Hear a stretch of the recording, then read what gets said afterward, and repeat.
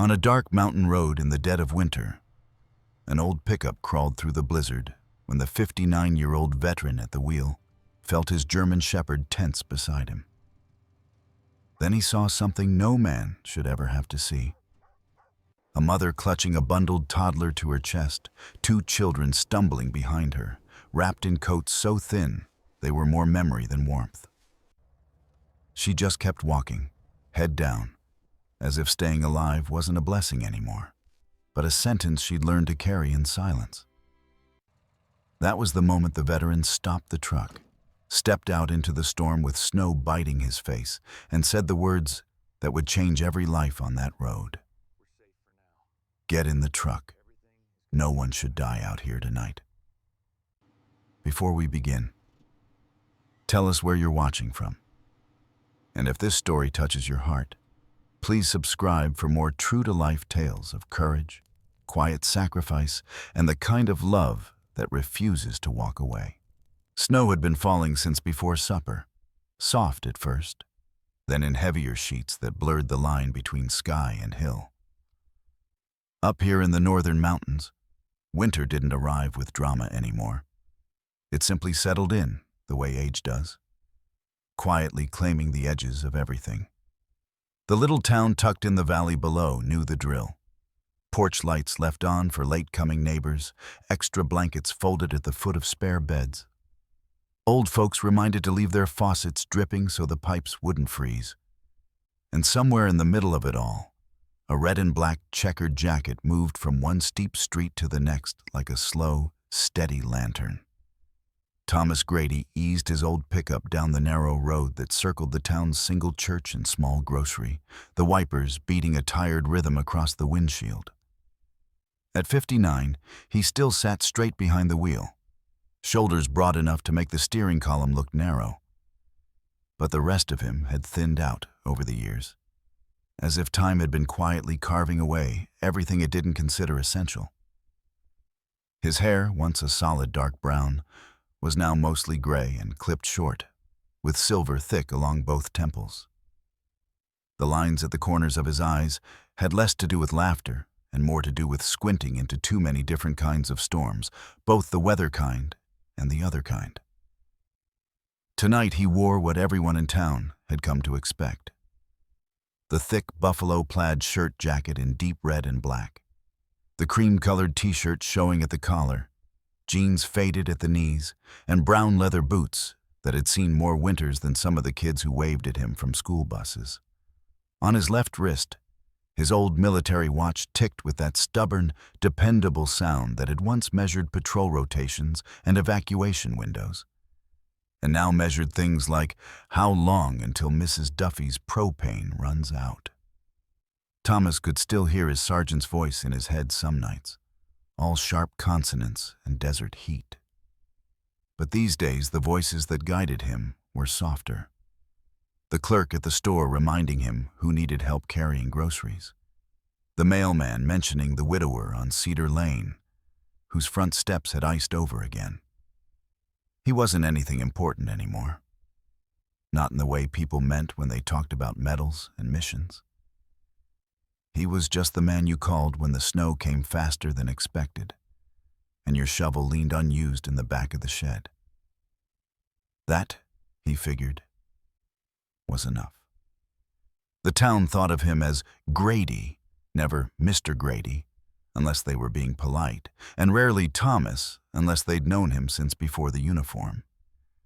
Children said his name the way they said the name of an old maple tree they liked to climb, casually, with the assumption it had always been there and probably always would be.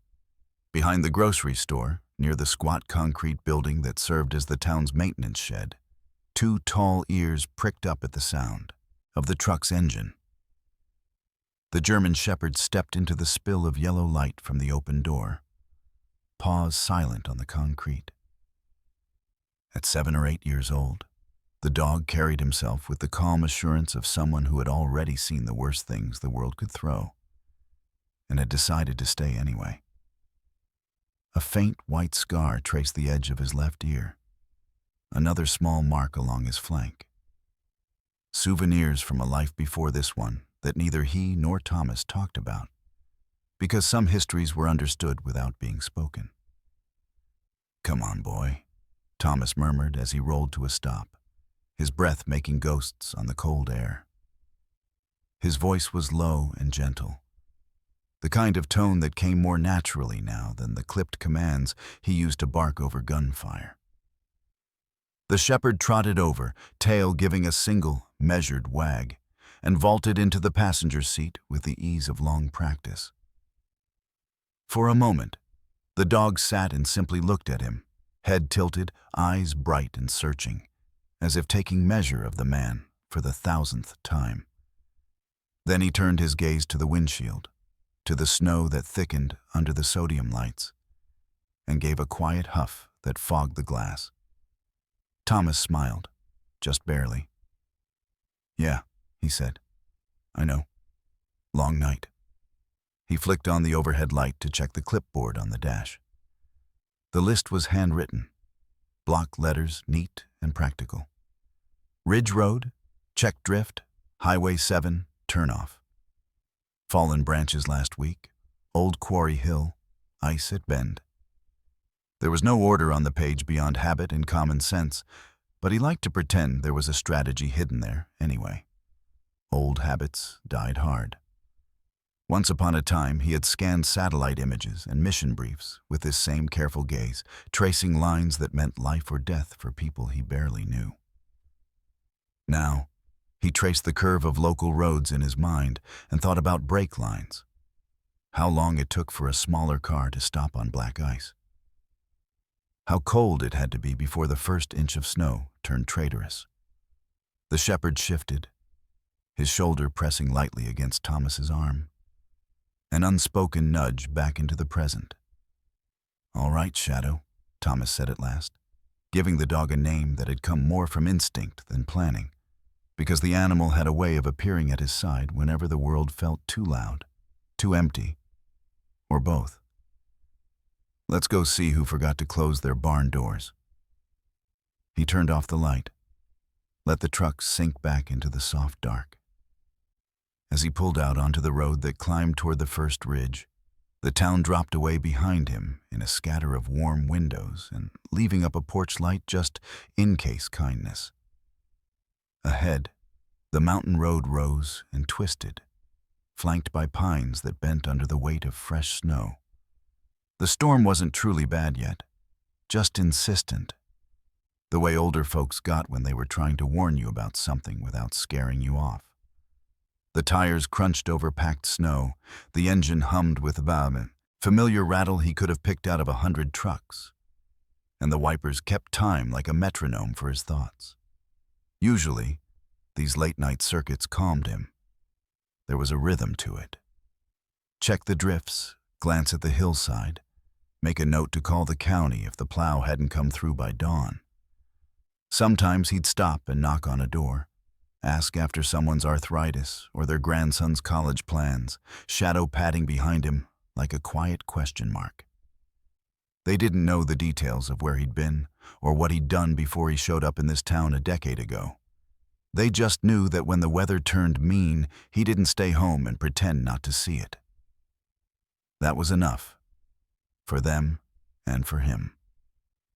But tonight, as the truck climbed higher and the last of the town's lights disappeared in the rearview mirror, something in his chest tightened in a way that had nothing to do with the cold. Shadow felt it too. The dog lifted his head, ears forward, nose working at the thin draft leaking from the window, like he could smell more than just pine and snow on the air. Thomas cleared his throat, though he had nothing to say, and glanced at the dashboard clock. It was later than he usually started these rounds, later than was strictly necessary. He should have felt silly for being out here, chasing drifts like some self-appointed guardian of guardrails. Instead, there was a prickle at the back of his neck that he hadn't felt in years. The old, unwelcome alertness that used to mean danger just beyond the perimeter. He told himself it was nothing, just memories and weather and age playing their little tricks. Yet as the truck's headlights speared deeper into the blowing white, Thomas couldn't shake the quiet, unreasonable thought that winter, this time, wasn't just coming in to stay. It was bringing something with it. By the time the truck climbed past the second ridge, the world had narrowed to two frantic wiper blades and a tunnel of swirling white. Wind slapped against the sides of the pickup in hard, irregular gusts that made the steering wheel twitch in Thomas's hands. He drove a little slower than he would have 20 years ago. Not because his reflexes were gone, but because he'd lived long enough to know there were some things you didn't try to outrun. Beside him, Shadow lay with his front paws braced on the edge of the seat. Head level with the dashboard, the dog's breath fogged the glass in quick, steady bursts, his dark eyes tracking the shifting shadows beyond the reach of the headlights. Snow streaked toward them like static, like the old interference on a field radio, and for a few miles, the only sound in the cab was the low hum of the heater and the faint tick of the military watch on Thomas's wrist. He started counting the reflective posts along the shoulder under his breath. Habit more than necessity. It kept his mind from wandering too far back, and it kept a quiet map in his head of where they were in case the road decided to disappear under a fresh drift.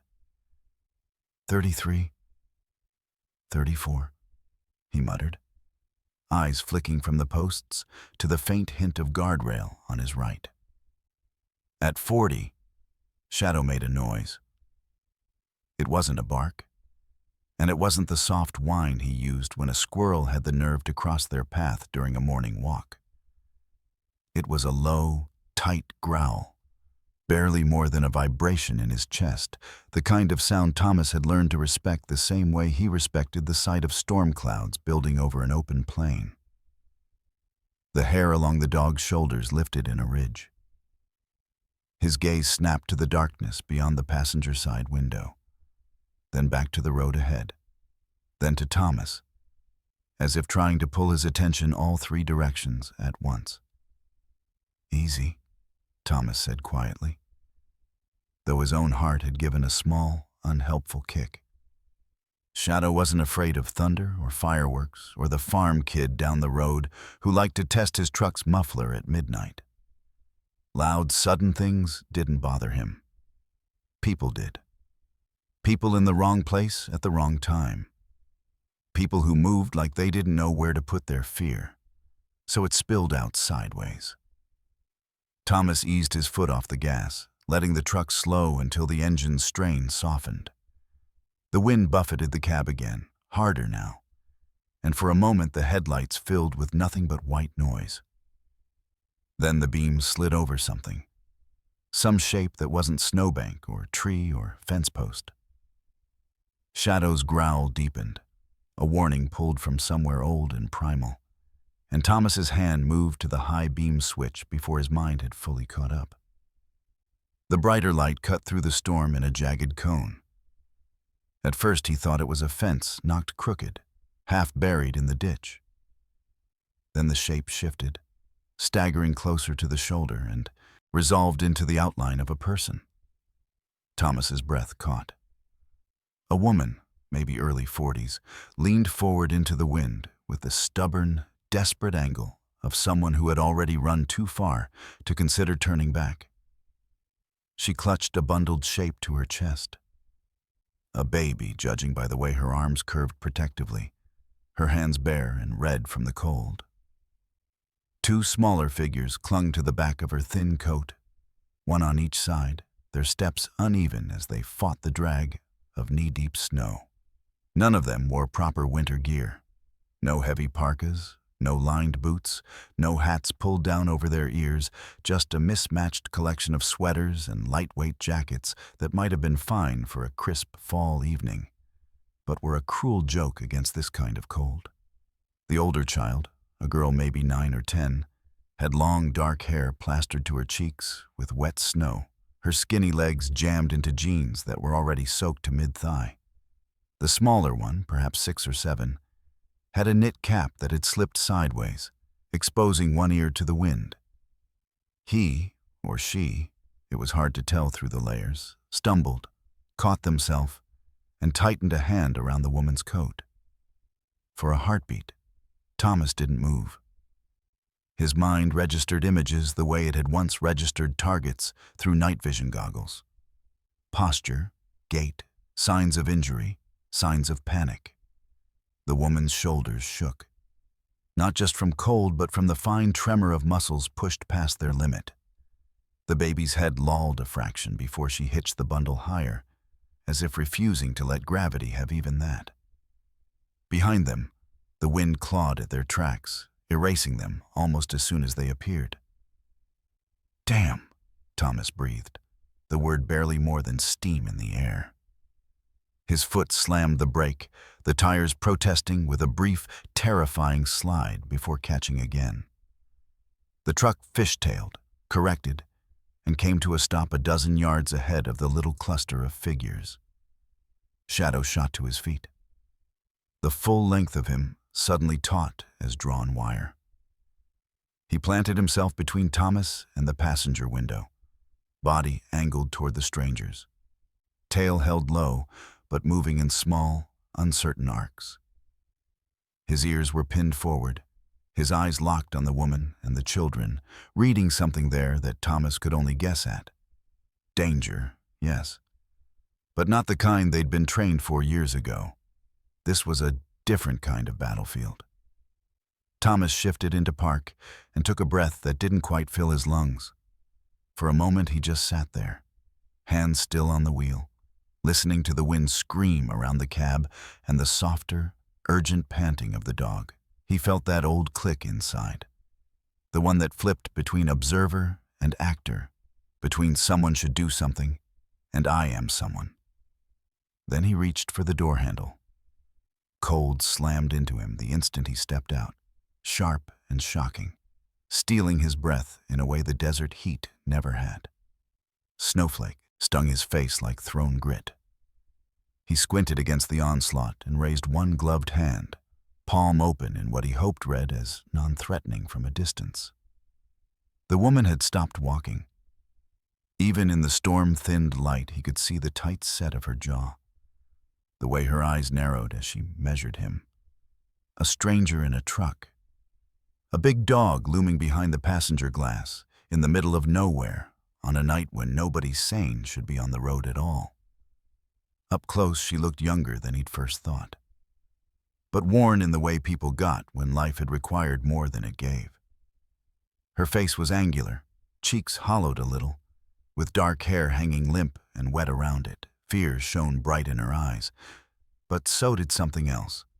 Stubbornness, or maybe just the absence of anywhere else to go. The older child pressed herself against the woman's hip, one arm wrapping around the baby's bundled legs as if to help hold the tiny body in place. The younger one tried to stand a little in front, chin jutting in some small, brave attempt to be useful. Thomas recognized that posture. He'd seen it in kids whose houses had blown apart, in villages whose roofs had been peeled back like tin cans. People trying to make themselves bigger than their terror. "Ma'am," he called over the wind, his voice coming out rougher than he meant.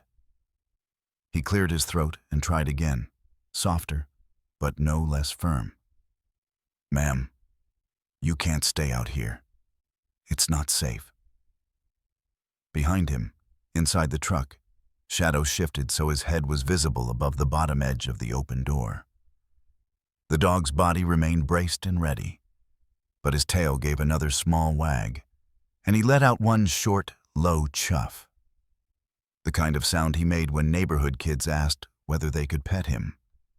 "I see the danger," the motion seemed to say, "but I also see the need."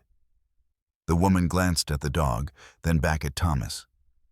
Her arms tightened fractionally around the baby. "Who are you?"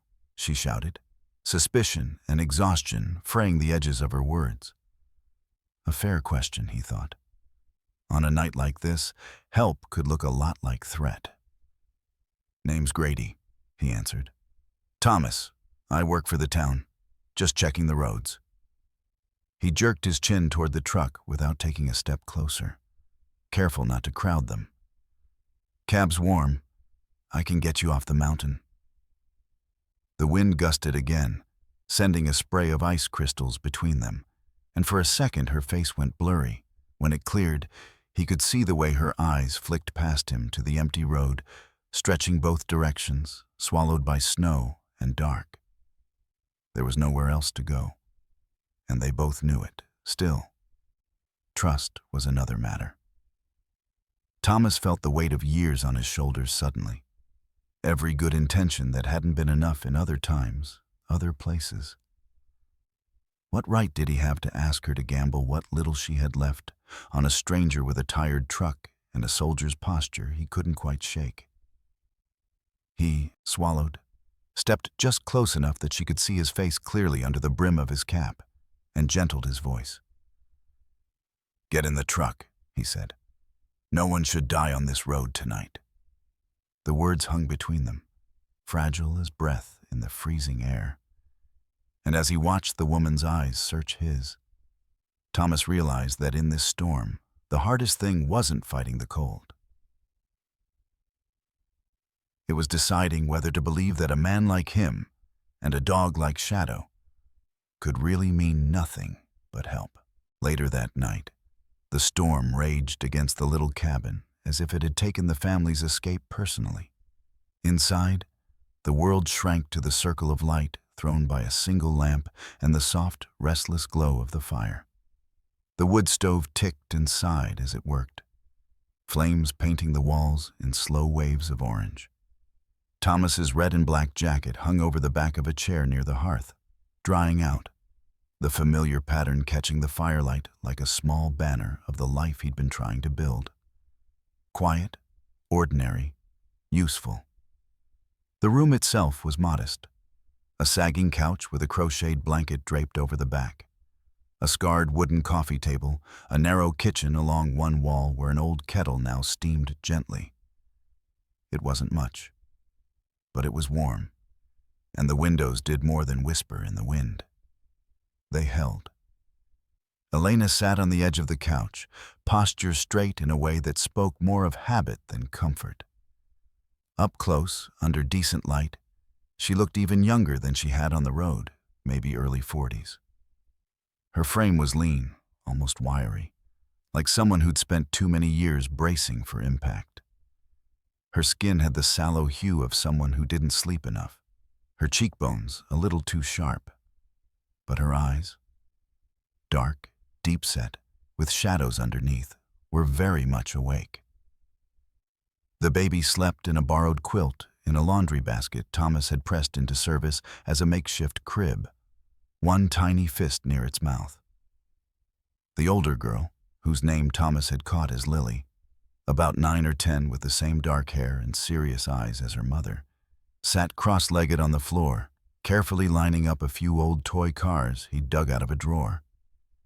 The smaller child, Max, 6, slight and fidgety, had discovered that Shadow's tail, when it thumped against the floor, made a soft, satisfying sound if you tapped it lightly with a knuckle.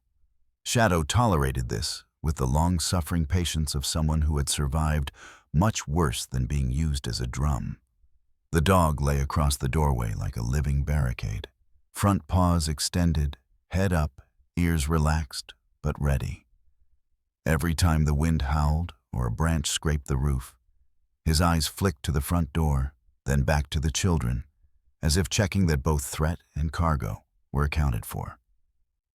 When Max's knit cap slipped off for the 3rd time, rolling toward the wood box, Shadow nudged himself forward and gently herded it back with his nose until the boy could grab it, earning a small, shy giggle. Thomas noticed that little sound and felt something ease in his chest that he hadn't realized was clenched. He busied himself at the stove, pretending to focus on the kettle even though he'd already turned the burner off. Old habits. Give people something warm to hold, and they might find it easier to let go of whatever cold they'd brought in with them. "Tea's not much," he said over his shoulder, voice quiet so as not to wake the baby. "But it's hot. There's honey if you want it." Elena nodded, hands clasped so tightly in her lap that the knuckles were pale. "Thank you," she murmured. Her voice had a low, rough edge to it, the kind that came from too many swallowed words. For a while they drank in silence. The kids' whispers and the crackle of the fire filled the room. Outside, the storm pounded against the roof with a steady, angry rhythm.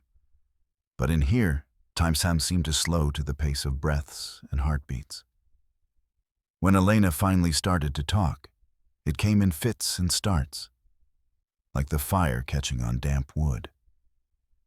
"He wasn't always like that," she began, staring into the steam rising from her mug. "My husband." She said the word as if testing how it felt in her mouth now.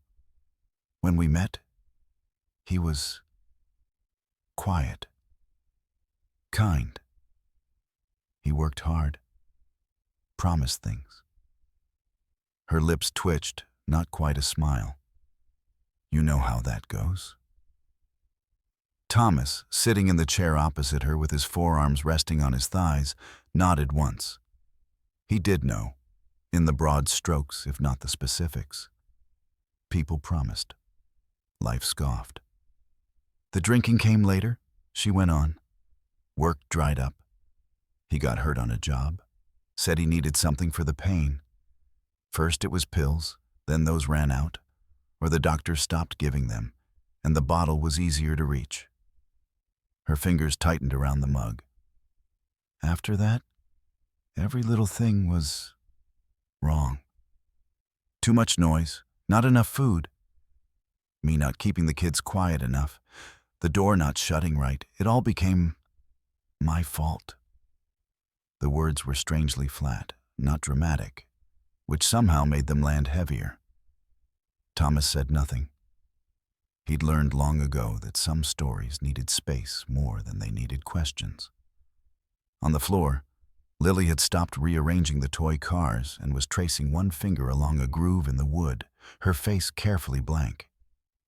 Max had edged closer to Shadow until he was half leaning against the dog's warm side, thumb hovering near his mouth but not quite touching, as if he was too old to be caught needing that comfort. "Tonight," Elena said, and her voice caught just a little on the word. "He came home, and the baby had a fever. I asked him if we could take her to the clinic in the morning. That's all. Just asked." She laughed once without humor. "He said I was calling him a bad father, that I was saying he didn't take care of his family. She stopped, swallowed hard.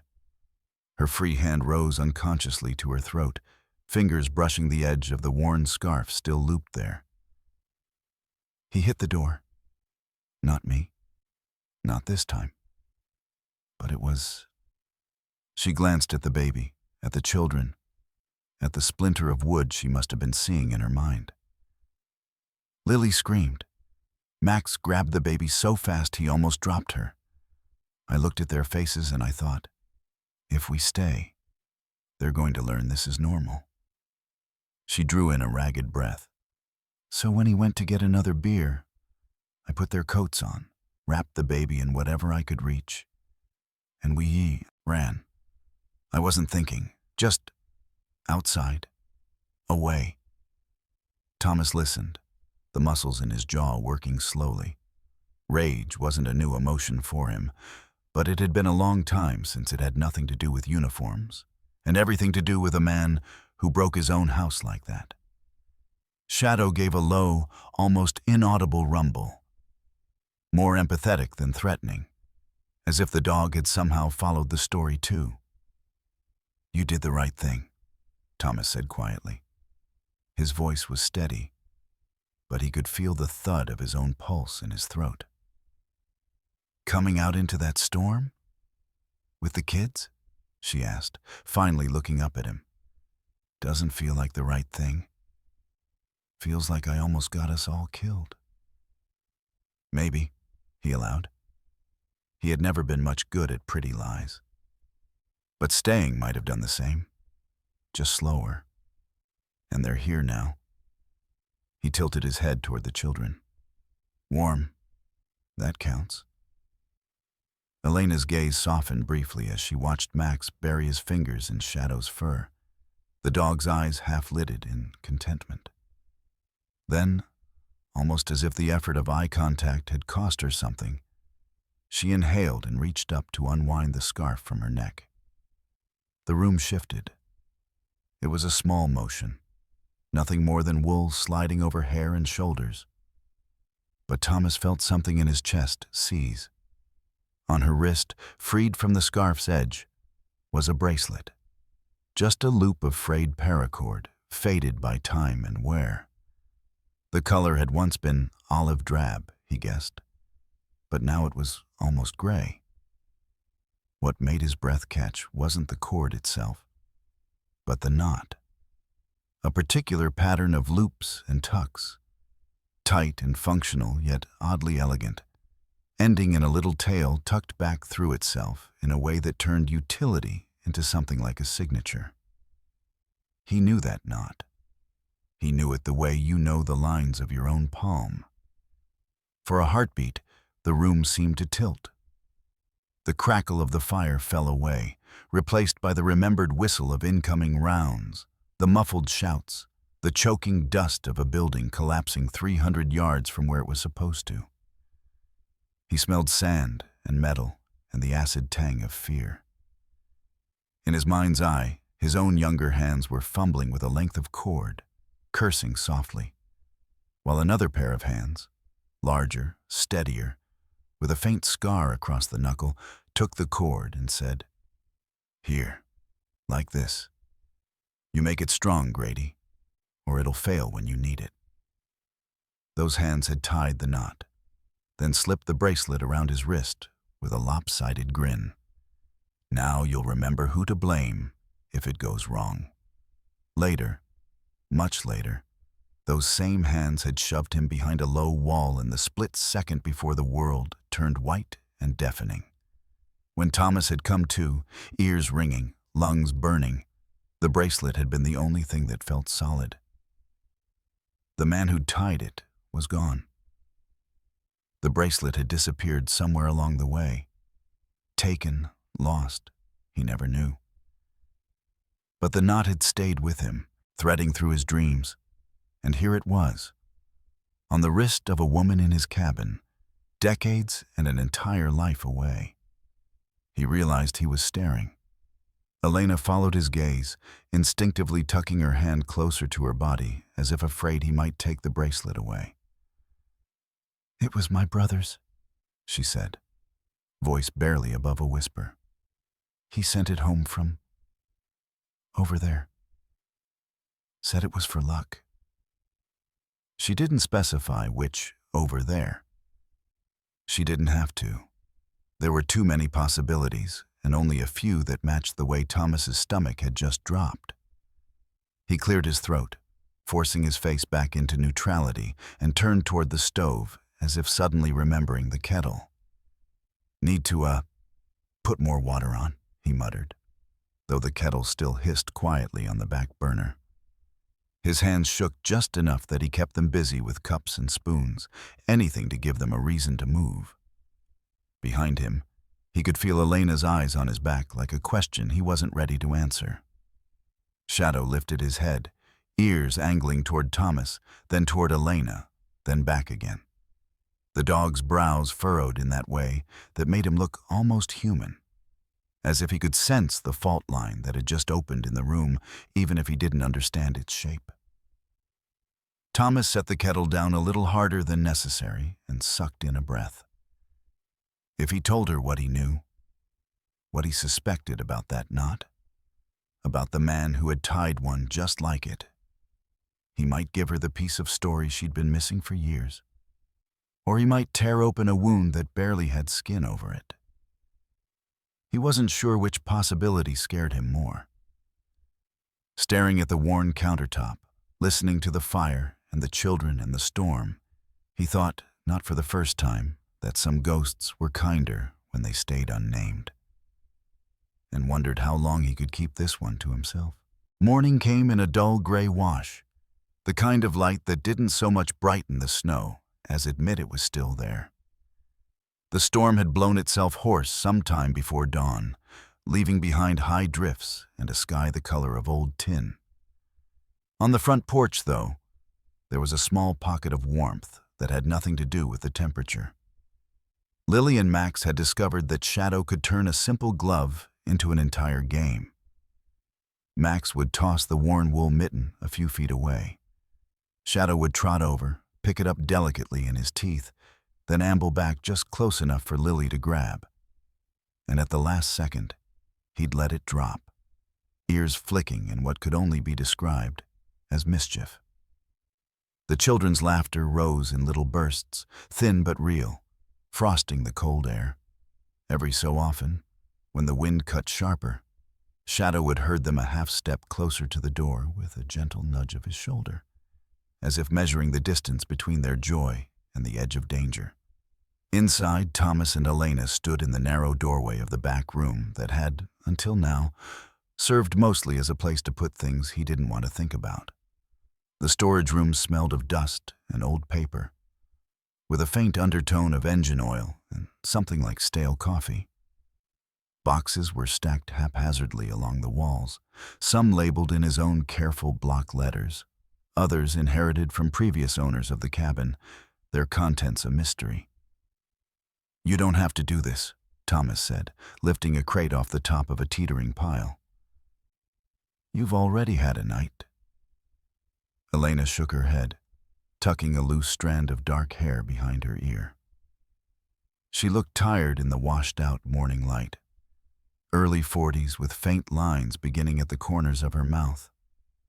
But there was a set to her shoulders that hadn't been there on the road. "I need to do something with my hands," she answered. "Sitting still makes it worse." He understood that impulse all too well, so he didn't argue. They worked in a quiet rhythm, Thomas hauling heavier boxes down, Elena opening lids, sorting the contents into smaller keep and toss piles on the floor.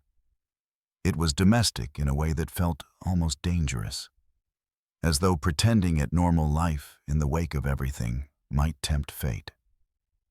Still, there was something oddly steadying about the scrape of cardboard, the rustle of old uniforms, the soft thump of folded blankets hitting the floor. In the yard beyond the small window, Shadow flashed by like a moving shadow of himself, the tip of his tail visible as he pivoted between the children and the steps. Elena smiled faintly, the expression quick and fragile. "He's good with them," she said, "like he's counting them." Thomas glanced out as well. "He does that," he replied. "Counts his people." His people. The phrase surprised him as it came out, but it fit. Shadow had an internal roster of who belonged in his circle, and once you were on it, he took the job seriously. Thomas turned back to the stack, pulling down a medium-sized box he hadn't opened in years. "Careful with that one," he said without thinking. "It's old stuff." Old stuff turned out to be military things. A folded flag in plastic, a couple of faded ball caps with unit logos, a tangle of lanyards and dog tags that had never made their way back to anyone, though he'd tried. On top was a smaller, thinner envelope, yellowed at the edges. Elena knelt, the bones of her knees pressing through worn denim, and slid the envelope free. "May I?" she asked, out of habit more than expectation. "Sure," Thomas said, feeling a prickle of unease he couldn't quite name. She eased the paper open. Inside was a stack of photographs, their corners soft, colors bled into a palette of browns and grays. The one on top showed a line of men in dusty uniforms, squinting into a sun no one would ever mistake for this pale Montana light. They were laughing, a big, loose laugh that reached their eyes in a way Thomas hadn't seen in a long time.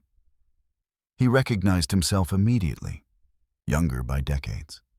Hair darker, jaw set in that half-strained way soldiers get when they're braced for the next order, even in the middle of a joke. Standing shoulder to shoulder with him, slightly in front, was another man. Mid-20s, broad-shouldered, with a crooked grin and a face that managed to look both boyish and worn at the same time.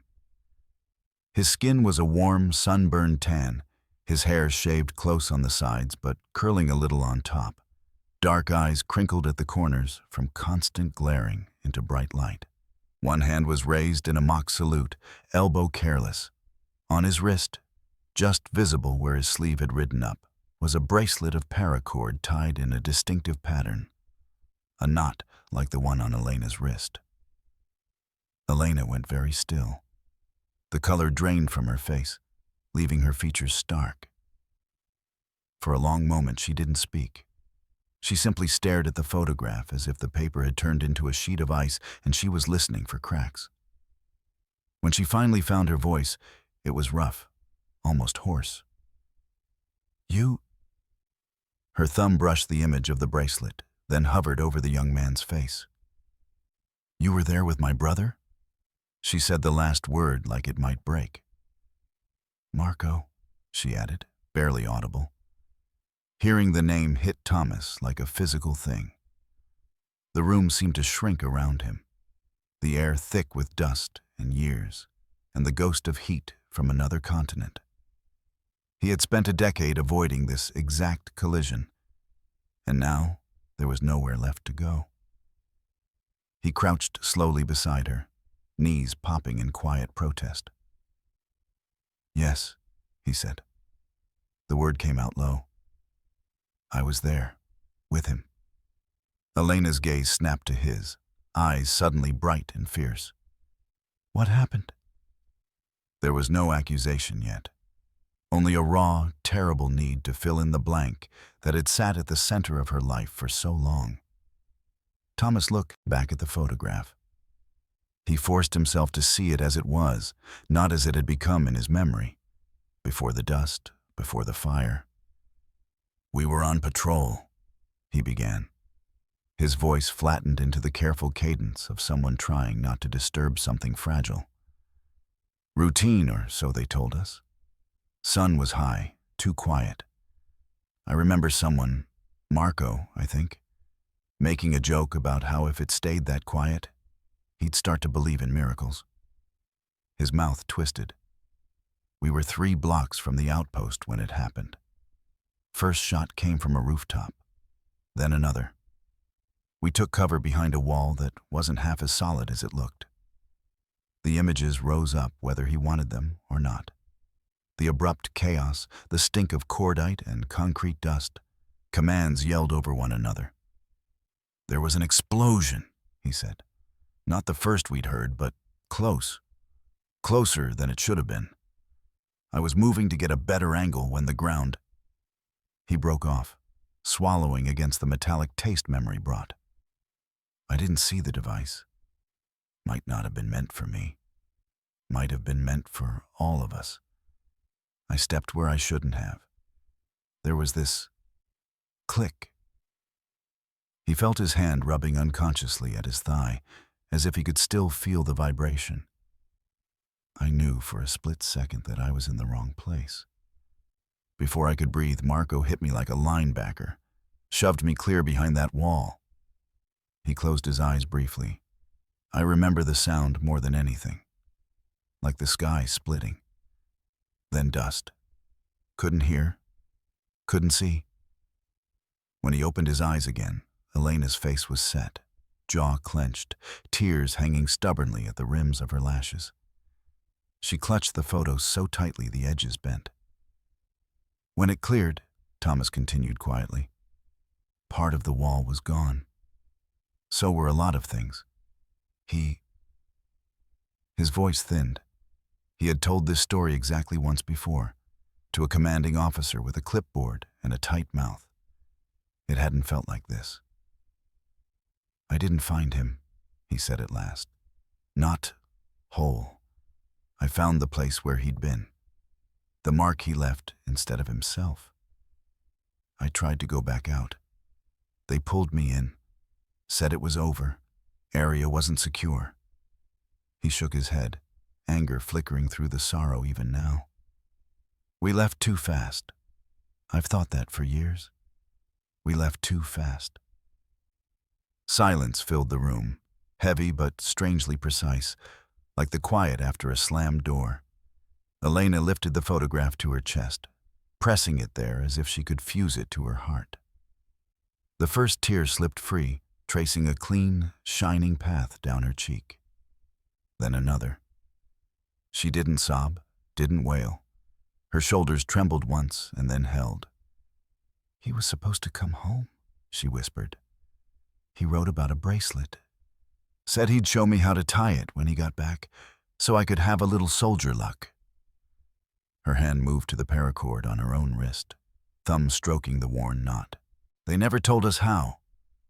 Just, he died in action," like the rest of the sentence was classified. Thomas stared at her, feeling the familiar weight of guilt dig in deeper, finding new bone to anchor itself to. "I should have come," he said. The admission surprised even him with its rawness. "I should have found your family. Told you myself. I told myself it wasn't my place, or that the army would tell you more than I could. But the truth is..." He exhaled, the breath shaky. "I was a coward. I didn't know how to look anyone in the eye and say, 'He died because I stepped wrong, and he stepped in.'" Elena closed her eyes, tears still slipping down, each one a small, delayed protest on behalf of the years she'd spent waiting for a knock that never came. Then, without a word, she stood. She moved carefully, as if every inch of her body hurt. Cradling the photograph in one hand, she crossed to where the baby lay napping in the makeshift crib, lifting the small bundle with practiced gentleness. "Lily," she called, voice unsteady but clear. "Max, inside." From the porch came the scrape of boots and the sudden halt of laughter. The children appeared in the doorway, cheeks flushed red from the cold, eyes bright with the shock of being summoned so quickly. Shadow followed at their heels, snow dusting his fur, tail giving an uncertain sway that faded as he caught the tension in the room. Elena didn't explain. She simply reached out, curling her fingers lightly around Lily's shoulder and Max's hand. With the photograph pressed flat against the baby's back, she turned toward the front of the cabin. Thomas watched as she crossed the living room, the air from the door she opened rushing in with a fresh slap of cold, making the flames in the stove shiver. Shadow let out a low whine deep in his chest. His eyes flicked from Elena's rigid back to Thomas's stricken face and back again, as if someone had just thrown him two different commands and he couldn't obey both. The wind pushed at the open door like a second storm, and in that narrow space between warmth and winter, Thomas found himself wondering which way Elena's next step would fall, and whether anything he said now could matter more than the years he hadn't. For a few heartbeats after Elena stepped into the doorway with the children at her side, the house seemed to hold its breath. The open door funneled a shaft of cold air through the room, setting the curtain trembling and making the stovetop flame lean sideways. Thomas stood in the storage room threshold, hands still dusted with cardboard, watching Elena's back as if one wrong move from him might send her vanishing into the white for good. Are we sleeping in the truck again, Mama?" Max's small voice floated up from somewhere near her hip, thinned by the draft, but unmistakable. It was not an accusation, just a question from a child whose body remembered cold upholstery and the way seatbelts dug in when you tried to curl up under them. Lily didn't say anything, but Thomas saw her glance toward the corner where the quilt lay crumpled from the night before, calculation and quiet dread flickering across her face. Elena froze. Her shoulders rose just a fraction, as if the question had touched a bruise deeper than any the eye could see. She looked out into the morning, at the drifted steps, the empty yard, The narrow line of road barely cut through whiteness. Then back at the living room, with its sagging couch, scuffed floor, and stubborn, steady warmth. When she turned, her eyes swept quickly over Thomas and away again, as if even looking at him cost something. "No," she said at last, voice rough but sure. "Not tonight. Not if we don't have to." She shut the door with a firm, final motion that made Shadow's ears twitch. The dog exhaled a quiet chuff of something like relief and circled once, before lying back down where the children could reach him. Thomas didn't thank her for staying. It didn't feel like his to thank. Instead, he found a hammer and a box of screws and went to look at the front latch. The days that followed settled into a tentative, fragile rhythm, like walking on ice you weren't sure would hold. The storm outside eased, but inside everyone moved with the carefulness of people who knew that weather could turn again without warning. Thomas patched the splintered door frame, his hands steady even when his thoughts were not. He reinforced the back window lock, checked the batteries in the flashlights, dragged an extra mattress out of storage so the kids didn't all have to pile into one lumpy bed. He drove into town for more firewood and an armful of cheap, thick blankets from the discount bin at the general store. He told himself it was just practical, that anyone would have done the same for surprise guests. The truth was, each nail he drove, each blanket he unfolded, made the place feel less like the cabin and more like someone's shelter. And that thought scared him just enough that he refused to look at it directly. Elena moved quietly through the kitchen, sleeves rolled up, helping chop vegetables, stirring soup, washing dishes with sleeves damp to the elbow. She kept a certain physical distance from Thomas, as if there were an invisible line she wouldn't cross. But it wasn't the brittle, electric distance of the first night. It was something more like a truce. "We share this space for now. You stay on your side and I'll stay on mine. And between us, we'll keep the little ones warm." Sometimes, when she thought no one was looking, she'd stand at the window with her arms folded around herself, staring out at the tree line as though trying to see through it to wherever her old life was grinding on. On those mornings, Shadow would pad up beside her and lean his weight gently against her leg, not enough to knock her off balance, just enough to remind her the ground was still there. The first time he did it, she startled, then let out a breath that was almost a laugh. "You too, huh?" she murmured, fingers finding the soft fur at his throat. After that, when he felt her go still and far away at the glass, he made it his business to anchor her back. At night, after the kids had bickered about who got to sleep nearest the stove and finally collapsed in a tangle of limbs and patchwork quilts, Shadow would stretch out along the floorboards. Lily's head inevitably drifted until it found his side, one hand curled into his ruff. Max ended up with his feet tucked under the dog's belly, like it was the most natural arrangement in the world. The baby, in her basket, slept with one small hand splayed as if patting the air in search of someone. Thomas would sit at the table with a cup of coffee gone lukewarm, listening to the soft chorus of breathing and the occasional twitch and huff from Shadow as the dog dreamed. The cabin felt fuller than it had in years. So did the quiet. If he let himself, he could almost believe that this was simply what winter looked like for some people. Shared chores, shared meals, shared space. Not a war zone, not a refuge, just life. He didn't let himself believe it for long.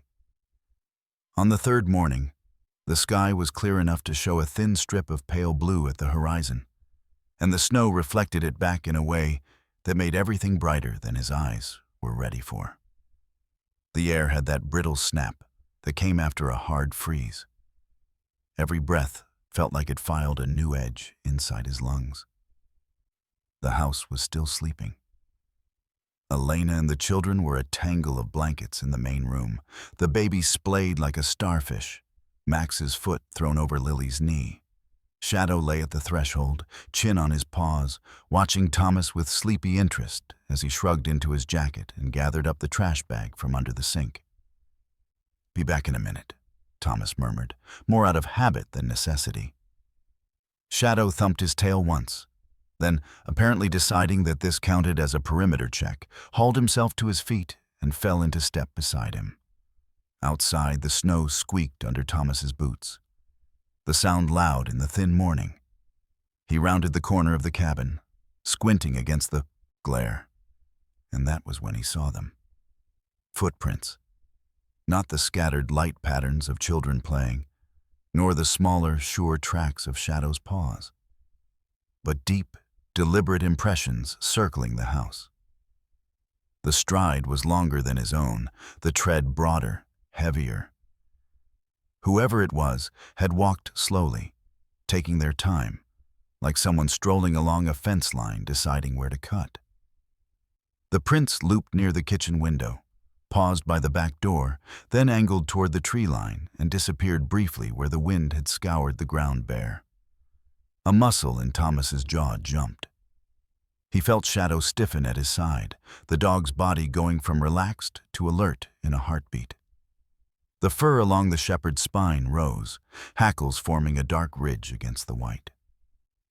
Shadow lowered his head and sniffed one of the prints, then bared his teeth just enough to show the flash of white. A silent commentary Thomas didn't need translated. "Easy," Thomas said under his breath, though his own pulse had picked up. He followed the line of tracks, trash bag forgotten, hands hanging open at his sides. The prints led away from the cabin, down the slight slope toward the narrow dirt road that served as the only artery between his properties and the rest of the world. Alongside them, faint but visible, were tire marks.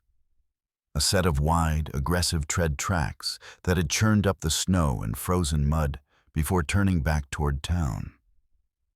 Thomas moved until he could see the road proper, stretching like a scraped scar through the landscape. At the far end of the lane, just where it met the county route, a truck was becoming smaller by the second. Even at that distance, he recognized the general shape. Big-bodied, high off the ground. The kind a man chose when he wanted his presence felt before he ever opened his mouth. Dark paint. A familiar stutter in the exhaust, as if someone had patched the muffler instead of fixing it.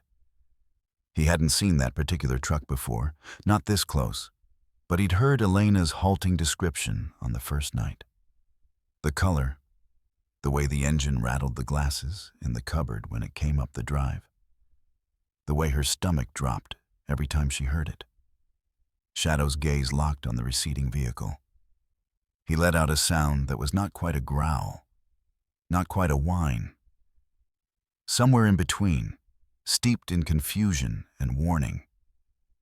His tail was down now, rigid, all hint of play gone. Thomas watched until the truck's shape blurred into the clean line of the horizon, his fingers curling slowly into fists inside his gloves. The footprints by the house were already softening at the edges, snow crystals collapsing under the weak sun, as if trying to erase the fact that someone had stood that close to the place where 3 children and their mother slept. He knew what men like that could do when they felt something had been taken from them, even if what they'd lost was nothing they ever truly owned. He also knew how fast, or how slowly, authorities moved when the weather was bad and the situation was domestic. Shadow stepped closer, shoulder brushing his leg in a mirror of the comfort he'd offered Elena at the window. It should have steadied him. Instead, it only sharpened the question already forming in Thomas's mind. He had a tired body, an old soldier's instincts, a stubborn dog, and a house that was more patched than strong. Against a man filled with rage and liquor and the conviction that his family was a possession to reclaim, would any of that be enough? The day of the hearing, the storm had shifted from snow to something wetter and meaner, a sleet that rattled against windows and turned the sidewalks into slick ribbons. The county courthouse in town was dark, a handwritten sign taped lopsided to the door announcing closure due to weather. So the business of justice had been moved down the street to a squat brick building usually reserved for school concerts and potluck suppers. Today, the folding chairs and bulletin boards and flag at the front were pressed into service as a makeshift courtroom. And it felt as if the whole town had been squeezed into a space never meant to hold so much airless tension. Thomas sat on one of the metal chairs near the back, the cold of it seeping through his jeans. His red and black shirt jacket, cleaned and brushed as best as he could manage, felt stiff across his shoulders. The fabric suddenly formal in a way he hadn't intended. Lily and Max were on either side of him, one small hand in each of his. Their fingers were damp, not from the sleet but from nerves. The baby slept in Elena's cousin's arms a few rows ahead. A woman in her late 40s with a round, serious face and graying hair pulled into a tight bun. Brought in at the last minute so Elena wouldn't have to juggle testimony and a squirming infant. Shadow lay stretched out along the floor at the children's feet, body forming a solid, warm bar that separated them from the rest of the room. The dog's head rested on his paws, ears relaxed, but angled just enough that Thomas knew he was cataloging every sound, the scrape of shoes, the murmur of neighbors, the wet cough of the old man in the corner. At the front, near a fold-out table draped with a plain white cloth, Elena stood with her hands clasped in front of her. She looked smaller than she did in the cabin, swallowed up by the space and the eyes. Her skin was pale under the fluorescent lights, making the shadows beneath her eyes and along her jawline more pronounced. But her back was straight. She wore a simple dark sweater and jeans, hair pulled away from her face. If her hands trembled, Thomas couldn't see it from where he sat. Beside the table, on a slightly raised platform, the judge presided. Judge Abrams was a man in his early 70s, barrel-chested but stooped a little with age, with a head of thinning white hair and a pair of wire-rimmed glasses perched low on his nose. Deep lines ran from the corners of his eyes down into his cheeks, the kind you got not just from frowning, but from listening hard for decades. He wore a black robe that didn't quite hide the plaid shirt at his collar. And when he spoke, his voice had the worn, gravelly warmth of someone who'd spent many winters in this town and had no illusions left about what human beings could do to one another. On the opposite side of the room, Elena's ex-husband sat at a small table with a court-appointed attorney. He was in his late 30s, broad-shouldered, with a heavy jaw covered in several days' worth of patchy stubble. His dark hair hung in unkempt waves just past his ears, and his eyes, bloodshot and restless, kept drifting toward Elena and the children like magnets pulled in spite of themselves. He wore a denim jacket over a flannel shirt, clothes that would have looked ordinary on any man in this county. But on him, they seemed to hang wrong, as if his anger had stretched the seams. When Elena began to speak, the low hum in the room dimmed almost to nothing. Her voice was soft at first, words barely rising above the rustle of coats. But as she went on, it gained a kind of quiet clarity. She talked about how the shouting had started before the first drink some nights, how the walls of their trailer seemed to shrink around every slammed cabinet door. She described the bruises without theatrics, simply listing them: forearm, ribs, sometimes the side of her face, and how she'd learned to angle herself so the kids would see as little as possible. Her mouth tightened when she spoke about the girls hiding under the bed or squeezing into the narrow space between the couch and the wall, hands over their ears, waiting for the storm inside the house to pass. I kept thinking if I was careful enough, if I did everything right, he'd go back to how he was, she said, eyes focused on some point just above the judge's head. But he didn't. It got worse. And the kids, they started to flinch every time a door shut, even at school. She swallowed. when he hit the door so hard it splintered last week, and the baby started screaming. I realized I was teaching them that this was normal. I couldn't do that anymore. So I ran. Behind her, Thomas felt Lily's hand clamp down harder around his fingers. He glanced down. Her eyes were fixed on her mother, wide and dark, full of a recognition that hurt to see. Max leaned subtly into shadow. The dog, sensing the shift, shifted too, pressing his side more firmly against the boy's legs, dark gaze never leaving the man at the front table who now sat rigid, jaw clenched, nostrils flaring with every word spoken about him. Twice, when Elena mentioned a particular incident, the ex-husband's eyes cut like knives toward the row where Thomas and the children sat. Both times, Shadow's ears pricked sharply, and a low rumble rolled in his chest. It wasn't loud enough to disrupt the proceedings, but it was enough to make the man's gaze falter, to draw a few quick glances from nearby chairs. When the clerk called his name, Thomas stood, feeling every one of his 59 years and every mile of winter road he'd driven. He squeezed the children's hands once, then let go and stepped into the open space between the rows and the front table. His boots sounded too loud on the polished floor. He took the oath, the words familiar in his mouth from old days, and then faced the judge. "Mr. Grady," Judge Abrams said, peering at him over his glasses, "you're the one who called this in?" "Yes, sir," Thomas replied. His voice trembled just a hair on the first word, but it leveled as he went on. He glanced briefly at Elena, then at the children, then fixed his eyes on a spot at the back wall, just above everyone's heads.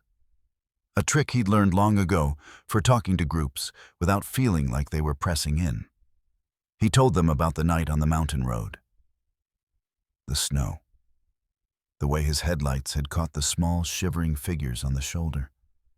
The exhaustion carved into Elena's face as she clutched the baby. He described bringing them back to the cabin. The fear in the kids' eyes when a branch hit the roof. The old bruises that were hard to miss, even under long sleeves. It would have been enough to stop there. The judge would have had what he needed to justify a protective order, at least for a while. But there was a bigger truth that had been pressing against Thomas's ribs for decades. And for the first time, he felt not just the weight of it, but the shape of what might happen if he kept it buried. He took a breath that went all the way down to the scar tissue in his chest. "There's more," he said. "Not about that night. From before." He could feel the ex-husband stare like a physical thing at his left side, hot and vibrating, but he refused to turn toward it. Instead, he reached into the pocket of his jacket and curled his fingers around something he'd brought with him. A folded photocopy of the photograph Elena had found, the edges already softening from handling. He didn't take it out. He just needed to know it was there. "Years ago," he said, "I served overseas. Same as a lot of men around here. In my unit, there was a young guy named Marco." The name hung in the air, and he saw Elena's shoulders twitch in the corner of his vision. "We were on patrol when we hit an IED. I was standing where I shouldn't have been. Marco saw it before I did. He knocked me out of the way." Thomas's throat tightened, but he forced the words through. "He didn't make it back. I did." He paused, hearing the slight rustle of people shifting in their seats. The quick intake of breath from somewhere behind him. "I didn't go to his family," he went on. "Told myself it wasn't my place, or that the military would say what needed saying. Truth is, I was ashamed. I was alive and he wasn't. And I didn't know how to look anyone in the eye and say that their son, their brother, was gone because he'd taken my place in the blast." His gaze dropped for a moment, then lifted again, clearer. Turns out Marco was Elena's brother. A murmur rippled through the room, then stilled as the judge lifted one hand. She and I only found that out a few days ago. I can't change what happened. I can't bring him back or give her back the years she spent not knowing. But I know the kind of man he was, because he showed me when it counted. Thomas finally allowed himself to look at Elena. Her eyes were full, brimming, but steady on his. He stepped in when someone was in danger, Thomas said. He took the hit so somebody else could live. I've carried the guilt of that for a long time. But if there's one thing I'm sure he would not have wanted, it's for his sister and his nieces and nephew to live in fear for one more day than they have to. Not after what he gave up. The words hung there, simple and unpolished, and for a moment the only sounds were the hum of the exit sign and the ticking of the old wall clock above the door. In the second row, someone, Mrs. Halpern, who ran the thrift store and had seen more than her share of quiet tragedies, let out a long, audible sigh, the kind that comes from a heart that recognizes something finally being set down. Judge Abrams leaned back in his chair, studying Thomas over steepled fingers. Then he cleared his throat and spoke, his voice carrying effortlessly to the back wall. He summarized what he'd heard. The pattern of violence, the fear of the children, the decision Elena had made to flee in a blizzard because staying felt more dangerous. He nodded once in Thomas's direction when he mentioned the corroborating testimony and the history of Marco's sacrifice, not as if rewarding him, but as if acknowledging a heavy stone finally laid where it belonged. This court, he said, is issuing a long-term protective order in favor of Ms. Morales and her children. Full custody to the mother. Mr. Morales, you will have no contact with them until and unless another court says otherwise. And given what I've heard today, I don't see that happening anytime soon. He glanced to the side, where two uniformed deputies stood.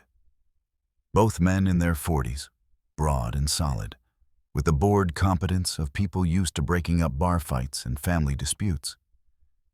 In addition, the judge continued, given your documented history of violence and the threats made during your arrest, I'm ordering you remanded into custody on charges of assault and making terroristic threats. The scrape of metal echoed as one of the deputies stepped forward and produced a pair of handcuffs.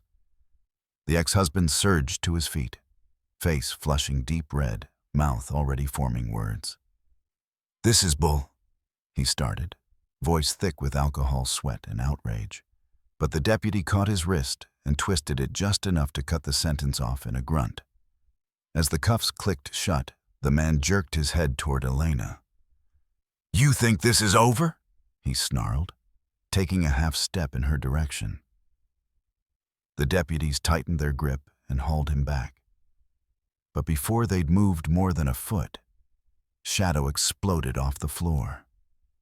1 second he was a warm, inert weight against Max's sneakers. The next, he was on his feet, muscles coiled, body thrust slightly forward between the children and the aisle.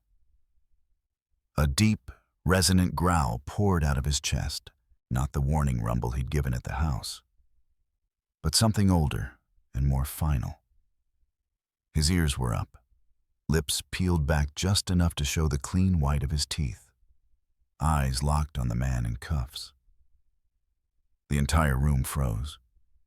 Even the ex-husband seemed to hit an invisible wall, his boots scuffing to a stop. For a moment, no one spoke. Then one of the deputies, eyes never leaving his prisoner, said quietly, "Easy there, boy. We've got him." He shifted his grip all the same, fingers tightening around the chain between the cuffs. The man looked away from Elena then, away from the children, away from the dog that had just drawn a line he wasn't going to cross today. They led him toward the side door, the sound of his boots fading down the short hallway, like a storm finally rolling past. As the gavel came down with a sharp crack that signaled the end of the hearing, Thomas felt the tension in his shoulders loosen by degrees he hadn't thought possible. Beside him, Lily let out a small, shaky breath. Max buried both hands in Shadow's fur, the dog's growl dissolving into a soft huff as he lowered himself back to the floor.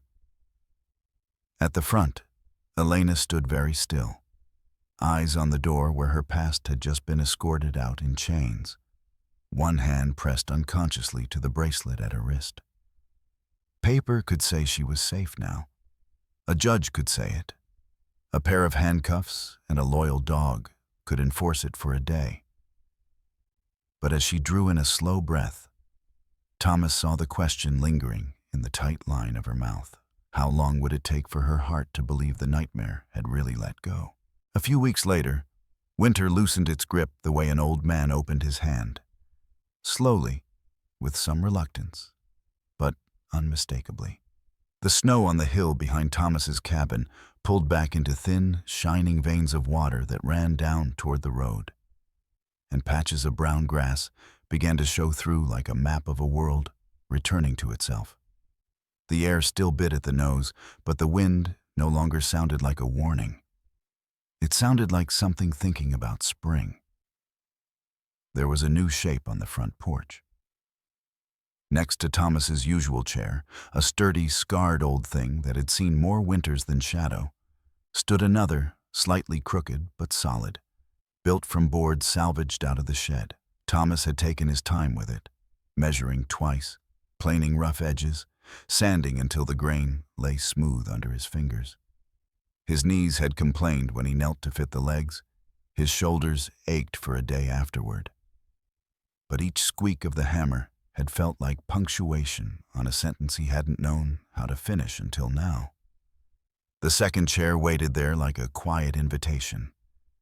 This space is no longer for one. On that afternoon, the sky was a soft, washed-out blue, and Elena sat in the new chair with a wool scarf wrapped around her neck, both hands cupped around a steaming mug of cocoa. The rising warmth had pinked her cheeks, and the deep hollows under her eyes had begun to fill out again, as if sleep had finally remembered how to visit her. Her dark hair was twisted into a loose knot at the nape of her neck, and a few strands had escaped to dance near her temples in the breeze. She watched the yard with a stillness that no longer looked like freezing. It looked like resting. Down below, Lily and Max were chasing Shadow in lopsided circles around a half-melted snowbank. The German shepherd's coat gleamed in the thin sun, his tail high and loose as he darted just out of reach, then slowed enough for Lily to fling her arms around his neck in triumph before wriggling free again. Every so often he stopped to check on the baby, who sat on a blanket close to the porch steps, busy with a metal spoon and a plastic bowl, smacking them together like a private celebration. Each time Shadow passed her, he lowered his head for a quick sniff and a gentle lick at her mittened hand, as if confirming she was still exactly where the world needed her to be. The town had changed too, in a way so small that an outsider might have missed it, and so big that those who lived there could feel it in their bones. The project had started with one conversation at the diner. Just a couple of older women in their 70s, faces lined, hands calloused from years of work, sitting over coffee and saying it wasn't right that a mother had to choose between a fist and a blizzard. Then someone else had offered a roll of insulation.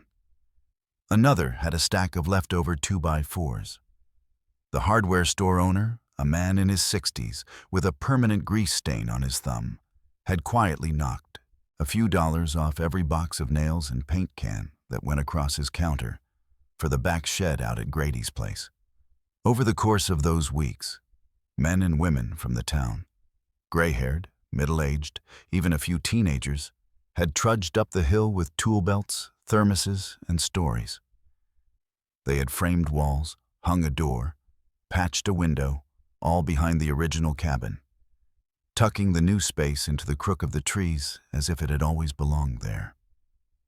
Now, a small, clean structure stood just beyond the back corner of the house, its roof still wearing a thin cap of snow, its single window reflecting the pale sky. Inside were two narrow beds, a dresser someone's aunt had refinished, a shelf with folded quilts, and a hook by the door where a woman could hang a coat without worrying who might yank it down. They'd nailed a hand-painted sign over the doorway, "Daniel's room." The letters were dark and careful, the wood warm beneath the varnish. When Elena had first seen it, she'd stood with one hand pressed to her throat, eyes shining, the name of her brother, Marco Daniel Morales, suddenly visible not as a wound, but as a shelter. It was, as one of the older men who helped hang the sign had said, about time the boy got a place in this town, besides a line on a stone. The change bled into the small routines of Thomas's life. He still did his rounds in the truck, still checked empty cabins and unlocked sheds, still plowed out driveways for folks who couldn't afford the town service. But the silence that used to ride shotgun with him had been replaced. Some mornings, Elena would ride along to pick up groceries or drop paperwork at the county office, her hands wrapped around a travel mug, her voice low as she asked about the names he tossed out. Old folks on back roads, widowers who needed someone to check the pipes. On days she stayed home, he returned to something he had never had waiting for him before. The smell of coffee already made, cups stacked beside the pot, and the muffled thump of feet overhead or the murmur of a lullaby drifting down the hall. One particular morning, after a dusting of new snow, Thomas shrugged into his red and black jacket and stepped out onto the porch with his shovel. The air puffed mist from his breath as he pushed the blade along the steps, clearing a path more from habit than necessity. Shadow padded beside him, leaving his familiar paw prints to the left of Thomas's boot marks. Two sets of tracks running parallel like a story told in tandem. When they finished, Thomas leaned the shovel against the railing and slapped his gloves together to free the clinging snow. As he turned toward the door, something soft bumped his thigh.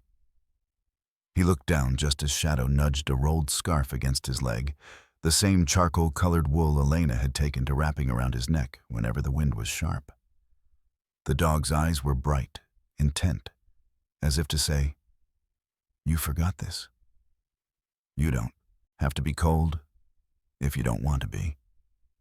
"Bossy old man," Thomas muttered affectionately, but he took the scarf and looped it around his neck all the same.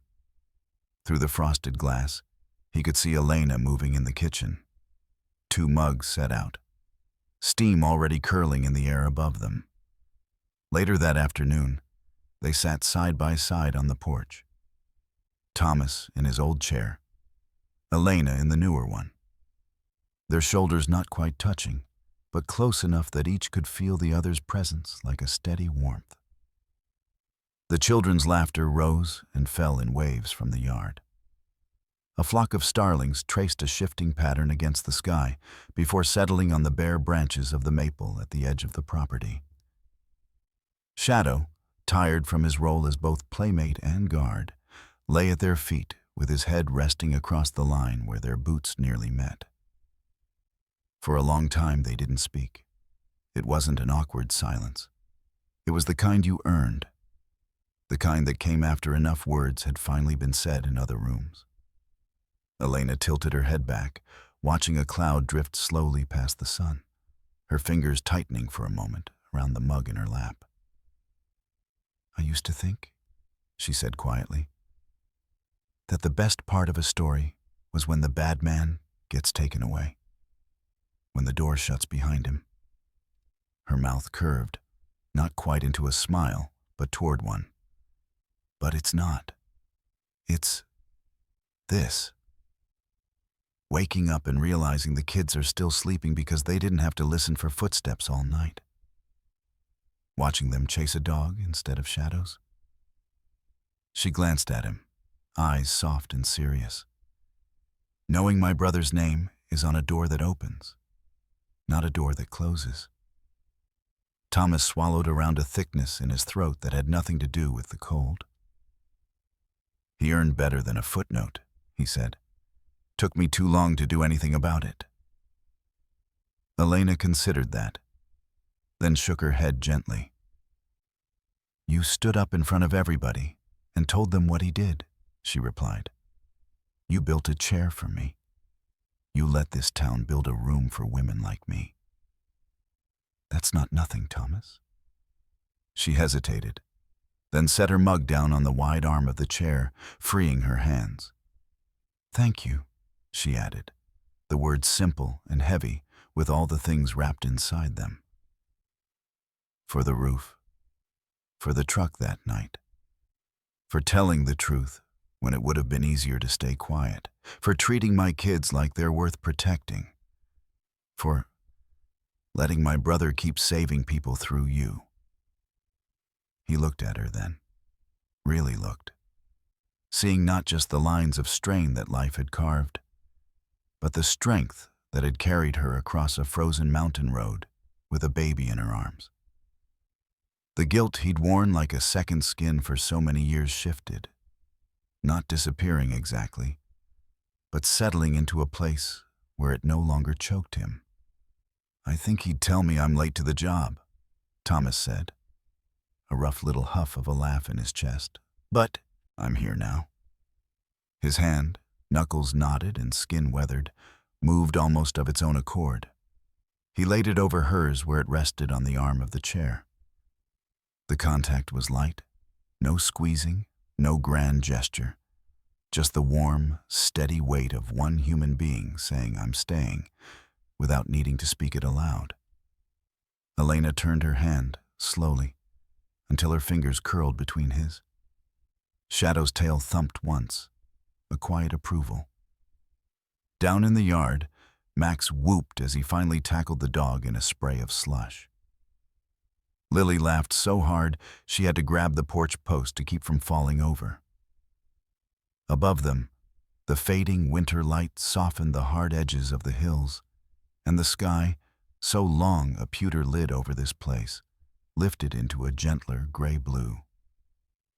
Inside the cabin and in the small room out back with Daniel's name over the door, the beds were made, the quilts were folded, and the heat was turned up just enough, waiting for whoever might someday need a night to remember what safety felt like.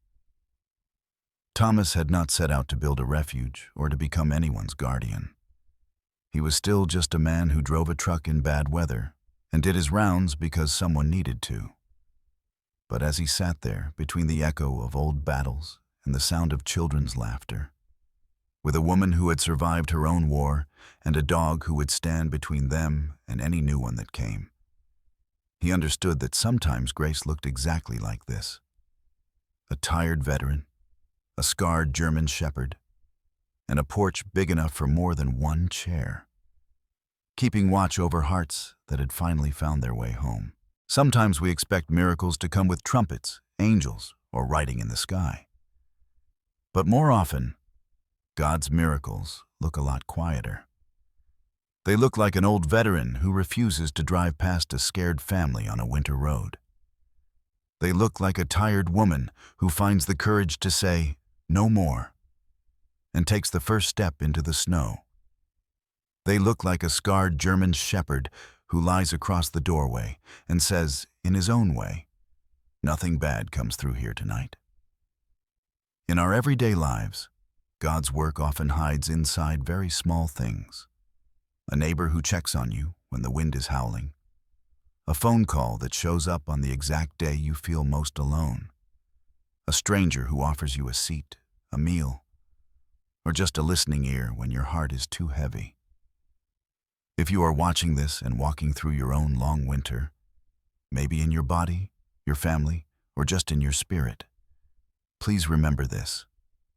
God has not forgotten you. He still sends people and moments to stand on the porch of your life and keep the dark from coming any closer.